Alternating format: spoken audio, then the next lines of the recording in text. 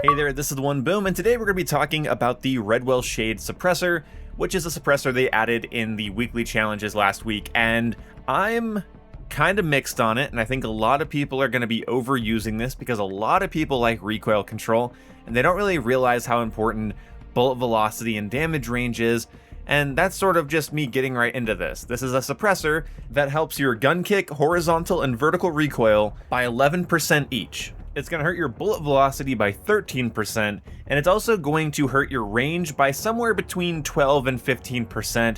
If you go by different damage ranges and the different numbers and how they change, like where your meter change is, it's going to kind of depend, but I basically found it's anywhere between 12 and 15, which is pretty substantial on certain guns. Let me explain. Some guns, like the Peacekeeper Mark I here, do 23 damage out to 13 meters, and then past that into 22 meters does 22 damage. This is the same amount of shots to kill. Whether you're fighting in the maximum damage range or the second damage range, you're going to be taking 5 shots to kill an opponent. And the recoil on the Peacekeeper is a bit high. The bullet velocity decrease is going to hurt our range potential against moving targets a little bit, but nothing that couldn't be made up for with a barrel attachment or using overpressurized rounds. Therefore, I would say the Peacekeeper Mark I is a pretty good candidate for the REDWELL Shade X suppressor, because a decrease in your damage range isn't actually going to just immediately mean more shots to kill sooner. This is just the way I look at it. If my first and second damage ranges give me the same shots to kill,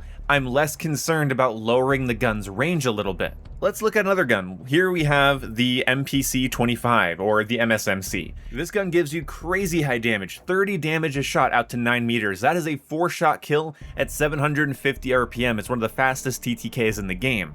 You put the REDWELL on it, and suddenly you're only dealing that 30 damage out to 8 meters.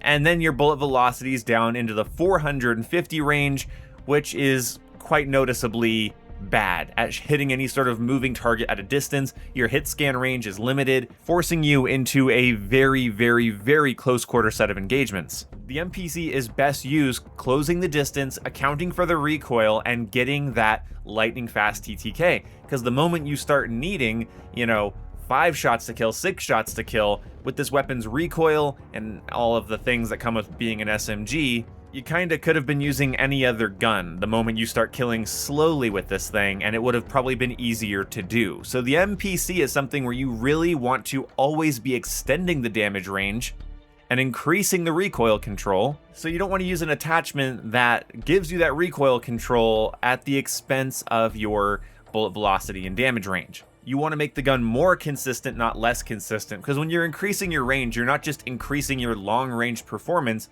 That's the wrong way to look at it. You're actually increasing its consistency. I would say use long barrel and overpressurized rounds on this weapon. I would use the monolithic suppressor, even though I don't tend to like using that on an SMG. I would use the monolithic over the REDWELL anytime, because I don't want to limit my shots to kill that much more. Especially for what is not that massive of a recoil reduction, because if you use recoil springs, you get, 5% reduction across the board on the MPC, which isn't a ton, but it also comes with 0 downsides. And there's also, the ability to combine that with a muzzle attachment or an underbarrel, and those are things that, again, don't have downsides and aren't going to make your gun kill less consistently. My rule of thumb is that if in my 2 damage ranges I'm dealing the same amount of shots to kill, I might be able to sacrifice and compromise my damage range and velocity, and then maybe make up for it with a barrel, and I can sort of shuffle things around, and the REDWELL might be a good choice for those weapons.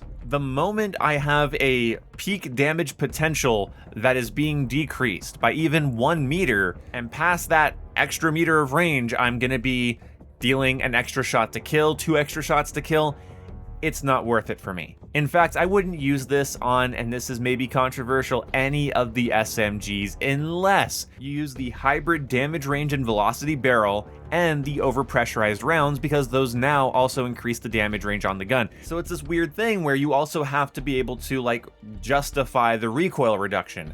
Does the gun have high enough recoil to justify using the REDWELL but good enough damage range potential, or that you're willing to compensate for the damage range and velocity downside. So basically a consistent weapon with good damage range, or at least like, again, 2 damage ranges that are dealing the same shots to kill is the way I look at it, that maybe has some unruly recoil could benefit from this. But the moment that you go to put this on a weapon where it's very damage range and velocity sensitive, your consistency is going to go out the window if you lose 1 to 2 meters of damage range, or maybe 1 meter at your max damage range and 2 meters at your second damage range. Unless the recoil really requires this level of compensation and you want to stay off the minimap. And that's sort of the weird thing about this. It's a suppressor. It keeps you off the minimap, so that's a nice bonus. But if you're using a weapon that needs recoil control, isn't damage range sensitive, or you have the attachment slots where you can just fill in damage range and velocity saving attachments, but you want it to be suppressed, and you can't use like a muzzle brake or compensator, recoil springs isn't going to cut it, then yeah, have a party. If you're willing to use the scout hybrid proficiency and stay off the minimap that way and use a different attachment for your recoil, if the recoil's not so bad, you could just use a normal suppressor, or if you're actually using a damage range sensitive gun, you should probably use the monolithic suppressor. You get my point. Basically, the REDWELL suppressor is really good on weapons where damage range and velocity aren't really a factor, but the recoil is a tad too high. So I would say the burst weapons like the M8 or the Maverick would be a good choice. The MXR is a pretty good choice. The Peacekeeper, like I mentioned, also pretty good choice.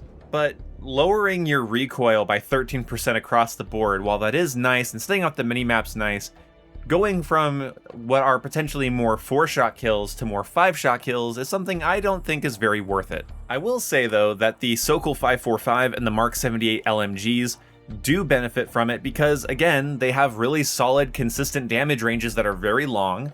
You use them in a much more conservative manner anyway because they are LMGs, and recoil reduction on an LMG is always nice. So if you want a stealthy option that also helps with your recoil, use it on a gun where the damage range isn't sensitive, that you're not going to be increasing your shots to kill and potentially losing gunfights at 10 meters that you would have won without that one attachment. Because some guns, it's the difference between fighting somebody at 8 meters versus fighting them at 9 meters, and you really don't want to mess with that too much. So honestly, I hate to say it, keep it away from the SMGs. You should be always trying to push your damage range and velocity out with SMGs in this game. The more consistent your SMG, the more you get to take advantage of the mobility, but then still push people that are maybe a little outside of your comfort range. You'll see this more in my gun guides when I start talking about some SMGs, which I'm working on a couple SMG gun guides right now.